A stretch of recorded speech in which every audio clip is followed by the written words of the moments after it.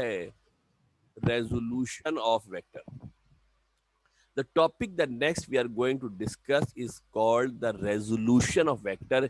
ये बहुत इंपॉर्टेंट है, इसलिए इंपॉर्टेंट है ऑल्दो कि ये बज़ाहिर रेड्यूस कोर्स के अंदर है, मगर आगे जो हम टॉपिक डिस्कस करेंगे डॉट प्रोडक्ट या वेक्टर प्रोडक्ट, वहां पर इस रेजोल्यूशन ऑफ वेक्टर का कॉन्सेप्ट आपको होना चाहिए. और उसके साथ साथ आप ये भी समझ लो कि कुछ एमसीक्यूज वगैरह हैं, उनमें भी रेजोल्यूशन ऑफ वेक्टर के हवाले से दो चार बातें पूछी जा सकती हैं. काफी इंपॉर्टेंट है, ध्यान से इसको देखिएगा. रेजोल्यूशन के मतलब होता है किसी चीज को स्प्लिट कर देना, ब्रेक कर देना. रेजोल्यूशन के मतलब होता है किसी चीज को स्प्लिट कर देना, ब्रेक कर देना. इसको कहा जाता है रेजोल्यूशन ऑफ वेक्टर. देख ले गौर से. The splitting of a single vector into two or more components is called resolution of vector. अगर एक सिंगल वेक्टर को, ये टू डायमेंशन के अंदर होगा, ख्याल रखिएगा, एक सिंगल वेक्टर को अगर दो या दो से ज्यादा कंपोनेंट के अंदर ब्रेक कर दे तो इसका नाम होता है रेजोल्यूशन ऑफ वेक्टर. क्या नाम होता है इसका मेरे बेटा? इसका नाम होता है रेजोल्यूशन ऑफ वेक्टर. इसको ये वो कहा जाता है. एक वेक्टर को अगर दो या दो से ज्यादा कंपोनेंट के अंदर ब्रेक कर दे तो इसको रेजोल्यूशन ऑफ वेक्टर कहते हैं. तवज्जो देके ध्यान से देखिएगा. ये हमने पहले काफी दफा किया हुआ है, इंक्लाइंड प्लेन के अंदर किया है, प्रोजेक्टाइल मोशन के अंदर किया है. फर्ज करते हैं ए बी हमारे पास एक वेक्टर है. मैं ए से चला, बी पहुंच गया.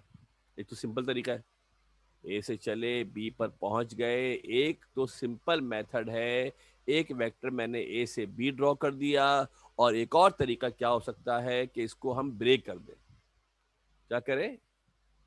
ब्रेक कर दें इसको. इसका नाम होता है कंपोनेंट ऑफ वेक्टर. क्या नाम होता है इसका? अगर एक सिंगल वेक्टर को हम दो या दो से ज्यादा हिस्सों के अंदर ब्रेक कर दें, यानी क्या करें मेरे बेटा, पहले ए से चले जाएं सी पर, ए से चले कहाँ चले जाएं? सी पर चले जाएं. फिर सी से चले जाएं डी के ऊपर. क्या करें? सी से चले जाएं डी के ऊपर, फिर डी से चले जाएं बी के ऊपर. फिर क्या करें मेरे बेटा, डी से कहाँ चले जाएं? बी के ऊपर चले जाएं. अगर एक सिंगल वेक्टर को हमने तीन हिस्सों में ब्रेक कर दिया, पहले क्या किया, ए से सी गए, सी से डी गए, फिर डी से बी चले गए. जो एक सिंगल मेथड, एक सिंगल पाथ था, फॉलो नहीं किया. एक ही वेक्टर को तीन हिस्सों में डिवाइड कर दिया. एक ही वेक्टर को क्या किया? तीन हिस्सों में डिवाइड कर दिया. यानी घर में अगर बिरयानी आई है, या तो एक दफा में बैठ के सारी खा लें, या थोड़ी थोड़ी करके तीन चार दफा खा लें, दो तीन दफा खा लें. दो तीन दफा खा रहे हैं तो क्या किया हमने, उसको ब्रेक कर दिया, स्प्लिट कर दिया. ये आसान सी मिसाल दी है, क्योंकि बिरयानी की मिसालें जरा आसानी से समझ में आ जाती है. यहाँ मेरे बेटा जो ए सी है, जो सी डी है और जो बी डी है, इन्हें कहा जाएगा कंपोनेंट्स ऑफ वेक्टर. क्या नाम होगा इनका? कंपोनेंट्स ऑफ वेक्टर कहा जाता है. इसी में हमारे पास एक खास कंपोनेंट होते हैं जिनका नाम होता है रेक्ट एंगुलर कंपोनेंट. इसी में हमारे पास एक और कंपोनेंट होते हैं जिनका नाम होता है rect angular component.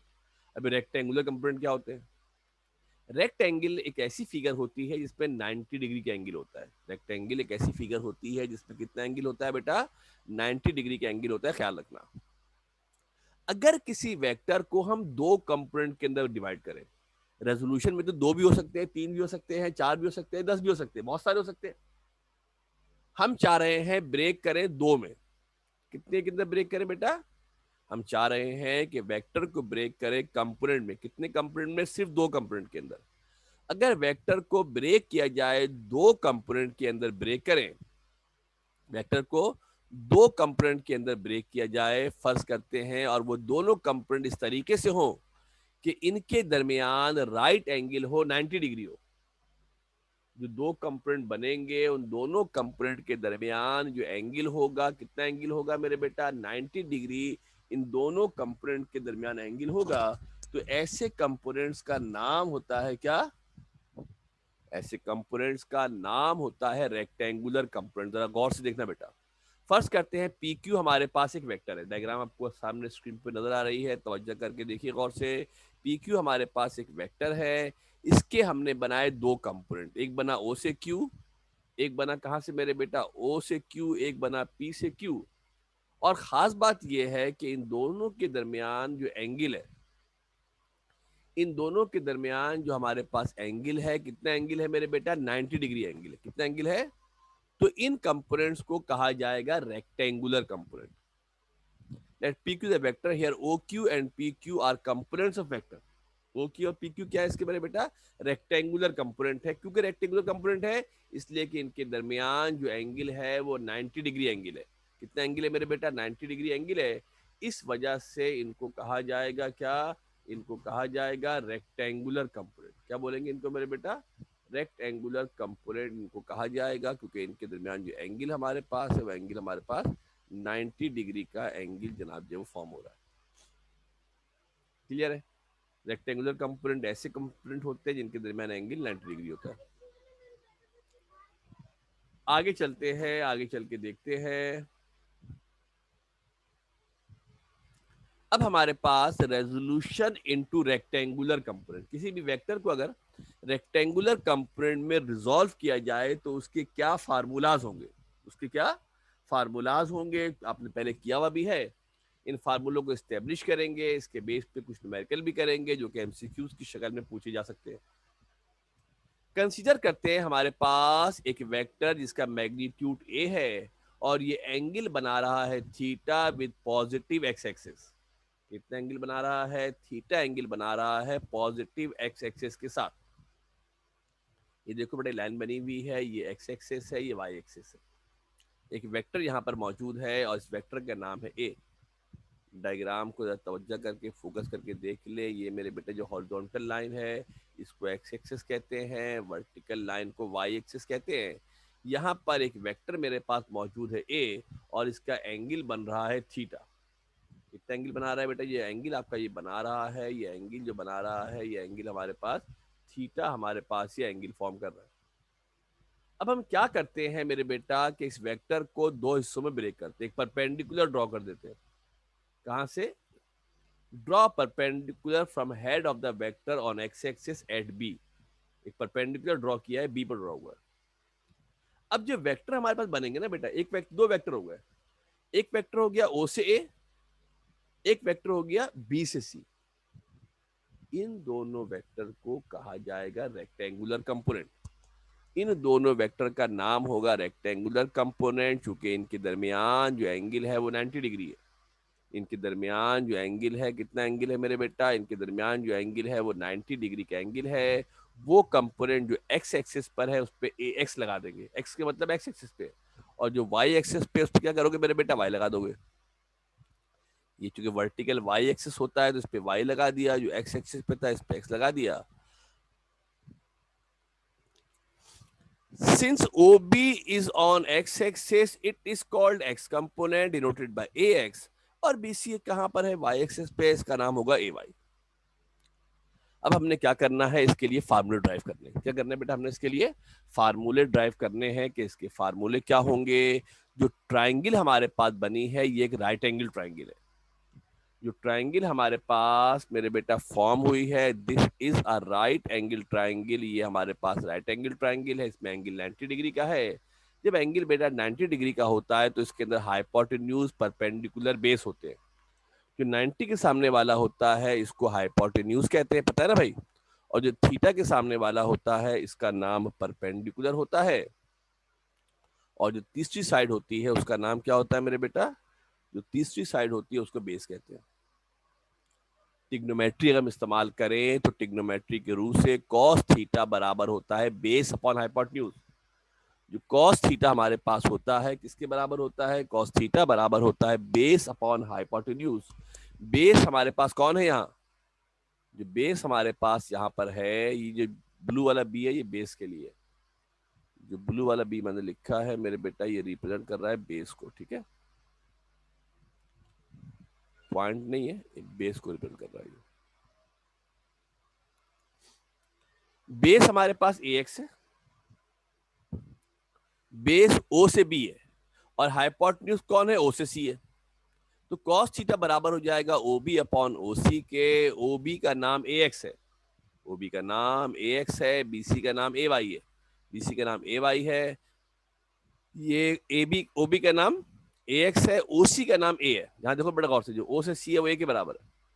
Cross multiply कर ले तो ए एक्स बराबर हो जाएगा ए कॉस थीटा के. ए एक्स बराबर हो जाएगा ए कॉस थीटा के. सिमिलरली जो साइन थीटा होता है वो परपेंडिकुलर अपॉन हाइपोटेन्यूज होता है, परपेंडिकुलर बीसी है, हाइपोटेन्यूज ओसी है, साइन थीटा ए वाई अपॉन ए होता है, ए वाई ए साइन थीटा होता है। ये याद रखना है, पहले हमने बहुत दफा किया हुआ है, तब बोर हो गए पढ़ के, बेल करना तो है क्योंकि इस पे कुछ न्यूमेरिकल भी बन सकते हैं हमारे। अगर रिजल्टेंट का मैग्नीट्यूड मालूम करना हो, यानी अगर हमें ए एक्स पता हो, ए वाई पता हो, अगर हमें एक्स पता हो, ए वाई पता हो, तो पाइथागोरस थ्योरम को इस्तेमाल करके, किसको, पाइथागोरस थ्योरम क्या कहती है, हाइपोटेन्यूज का square is equal to base का स्क्वायर परपेंडिकुलर का स्क्वायर हम इस्तेमाल करें तो मेरे बेटा क्या होगा, इसको प्रूफ किया जा सकता है। और क्या हो जाएगा मेरे बेटा, हाइपोटेन्यूज यहाँ पर ओसी है, ओसी का स्क्वायर इज इक्वल टू ओबी का स्क्वायर प्लस बीसी का स्क्वायर। ओसी बराबर है ए के, ओबी बराबर है ए एक्स के, और ए ओ बी सी किसके बराबर, ए वाई के बराबर है। A square is equal to x का स्क्वायर प्लस ए वाई का स्क्वायर हो जाएगा। रूट ले लेंगे तो a is equal to under the root a x का स्क्वायर प्लस ए वाई का स्क्वायर। यानी अगर एक्स कंपोनेंट और वाई कंपोनेंट का स्क्वायर करके रूट निकाल लेंगे तो रिजल्टेंट का मैग्नीट्यूड निकल आएगा। अभी अजीब सा लग रहा होगा, कुछ इसके सवाल करेंगे तो आपको बेहतर आइडिया होगा। डायरेक्शन मालूम करनी होगी तो टेंजेंट थीटा ए वाई अपॉन एक्स के बराबर होता है, थीटा ए वाई अपॉन एक्स होता है। देखो ये सारी कहानी मैंने आपको सुना भी दी है, थोड़ा इसको समराइज भी कर देता हूँ। बेसिकली ये कोर्स में शामिल है नहीं, मगर ये मुख्तलिफ चैप्टरों के दरमियान इस्तेमाल हो सकता है। तो जो फार्मूले में मेंशन कर रहा हूँ ये कम अज कम आपको याद होने चाहिए। ए एक्स ए कॉस थीटा होगा, ए वाई ए साइन थीटा होगा, मैग्नीट्यूड मालूम करने के लिए ए एक्स का स्क्वायर ए वाई का स्क्वायर होगा। इसकी वजह से जो लास्ट लिख रहा हूँ इसकी जरूरत पेश आएगी नहीं। वैसे ये हमारे पास जनाब सिनारियो हो गया, ये हमारे पास कुछ चीजें हो गई हैं जो फार्मूले आपने देखने हैं। इससे रिलेटेड एक दो छोटे छोटे से न्यूमेरिकल है ताकि आपको इसका आइडिया हो जाए। Find the rectangular component of a vector A 15 units long when it forms an angle with respect to positive x-axis 50 degree, 130 degree, 230 degree, 360 degree. सिर्फ समझाने को बता रहा हूं, एक सवाल करा दूंगा, बाकी आप खुद कर लेना। एक वेक्टर है जिसका मैग्नीट्यूड 15 यूनिट है और वो एंगल बना रहा है 50 डिग्री, तो इसके रेक्टेंगुलर कंपोनेंट मालूम करने हैं। डेटा जरा शॉर्टकट पे कर लिया बेटा मैंने। 4 पार्ट है, एक पार्ट में 15 एंगल है, एक पार्ट में 130 एंगल है, दूसरे पार्ट में, तीसरे में 230 एंगल है, 310 है। हम बात कर रहे हैं किसकी मेरे बेटा, पहले वाले की बात कर रहे हैं। We are talking about the first one. हम पहले वाले कंपोनेंट की बात कर रहे हैं, लिहाजा फिल वक्त में क्या करता हूँ, इस सबको हाइड कर देते हैं, छुपा देते हैं। ठीक है मेरे बेटा, इसको हाइड कर देते हैं, छुपा देते हैं, पहले वाले की बात कर रहे हैं सिर्फ। तो क्या हो जाएगा बेटा, फाइंड करना है हमको रेक्टेंगुलर कंपोनेंट ऑफ ए, यानी ए एक्स मालूम करना है, ए वाई मालूम करना है। 30 डिग्री पहले क्वाड्रेंट के अंदर होता है। 30 डिग्री क्या होता है आपका, पहले वाले क्वाड्रेंट के अंदर होता है। डायग्राम ना भी बनाए कोई इशू नहीं है, असल काम तो ये वाला है जो हम सामने करने जा रहे हैं। डायग्राम ना भी बनाए चलेगा। ए एक्स का फार्मूला होता है ए कॉस थीटा, ए एक्स का फार्मूला होता है ए कॉस थीटा। ए की जगह 15 आएगा, ए की जगह 15 आ जाएगा, कॉस कॉस है, और एंगल कितना आ जाएगा, 50 आ जाएगा। कैलकुलेटर के अंदर बटन दबाना, ये कैलकुलेटर में सारी वैल्यू आ जाएगी, सॉल्व कर लेंगे, 9.46 आंसर आ जाएगा। और अगर ए वाई निकालना हो, अगर मेरे बेटा ए वाई निकालना हो तो ए साइन थीटा होगा। क्या होगा मेरे बेटा, आपके पास ए साइन थीटा हो जाएगा। ए 15 है, साइन 15 डिग्री है। डायग्राम जो मैंने बनाई है, इस डायग्राम को आप ना बनाएं, कोई इश्यू कोई प्रॉब्लम नहीं, डायग्राम बनाने की जरूरत नहीं, डायरेक्ट कर लिया। ए वाई ए कॉस थीटा के बराबर था, ए की जगह 15 पुट किया, थीटा की जगह 50 पुट किया, सिंप्लीफाई किया, सॉल्व किया, आपको आंसर आ गया। अगर इसका दूसरा पार्ट देख लो तो दूसरे पार्ट के अंदर कितना एंगल है मेरे बेटा, ए एक्स हो गया, ए वाई हो गया। अगर इसका मेरे बेटा हम सेकंड पार्ट देख लें,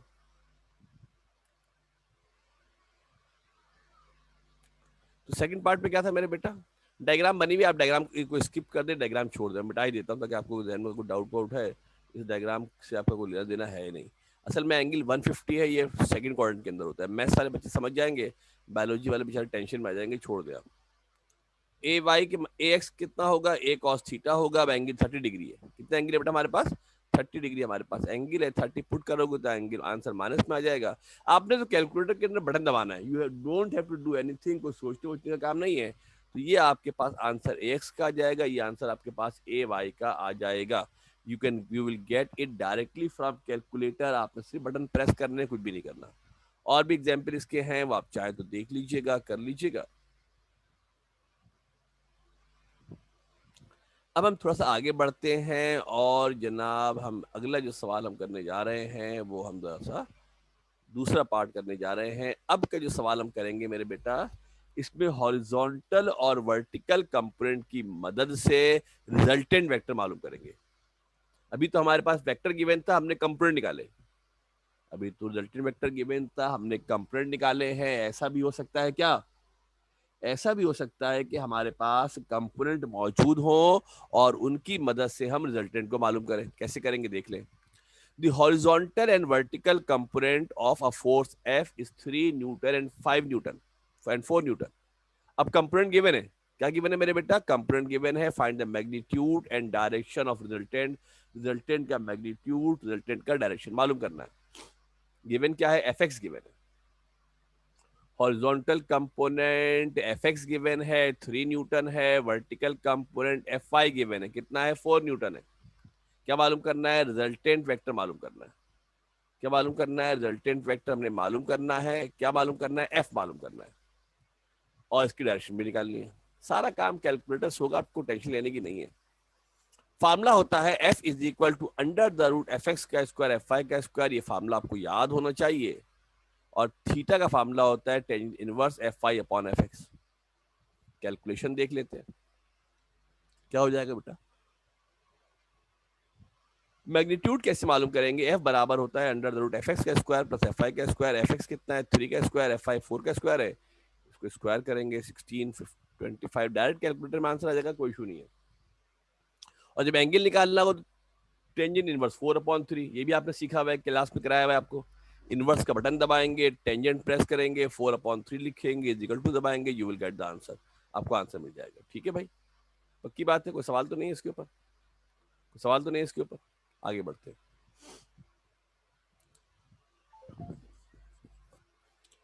एक और एग्जांपल देख लेते हैं। The horizontal and the vertical component of force are 5 and 12 newton, find the magnitude and direction of resultant. वही सवाल से प्रैक्टिस के लिए करा दिया है। एफ एक्स 5 है, एफ आई 15 है, सिर्फ वैल्यूज चेंज है। सवाल एग्जैक्टली डिटो आपका वही सवाल है। मैग्नीट्यूड एफ गिवन, एफ मालूम करना है, थीटा मालूम करना है।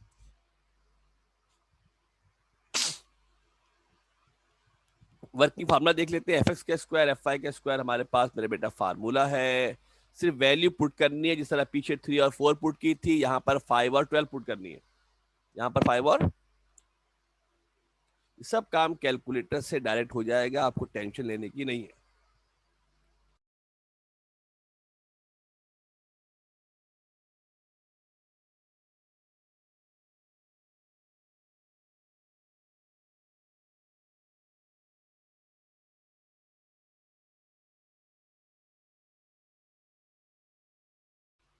कैलकुलेटर की सब मैंने सामने लिख दिया है आपको, कैलकुलेटर के अंदर वैल्यूज पुट कर दीजिएगा, आंसर निकाल लेंगे।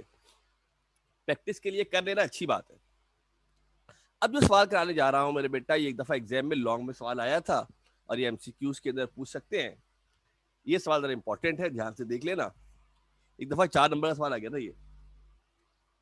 The resultant of a force of 10 Newton, एक फोर्स है, रिजल्टेंट गिवन है एफ। एक फोर्स है, इसका रिजल्टेंट एफ 10 न्यूटन है। If the horizontal component is 8 Newton, जो हॉरिजॉन्टल कंपोनेंट है उसकी वैल्यू 8 न्यूटन है, तो फाइंड करना है वर्टिकल कंपोनेंट।